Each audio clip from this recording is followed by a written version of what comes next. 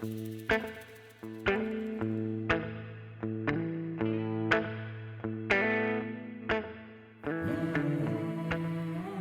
I'm Rajiv, and I've put together a short video with just some of the old pictures that I shot in Pushkar many years ago.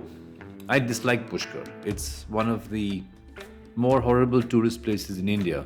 But what the hell? It is what it is, huh?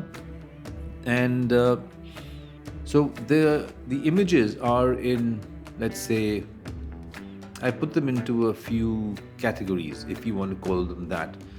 One is the Indian people, the Indians who live in Pushkar, some of them who are living there in the town, maybe some have come from the villages nearby.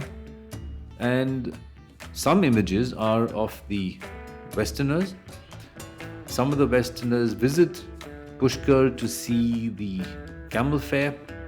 Some live there for months, so I've been told, and the villagers told me that they come for the drugs, but I can believe that. Huh? And there are a few images of the camels. Those days I used to shoot with a Nikon D200. Later I upgraded to the Nikon D810.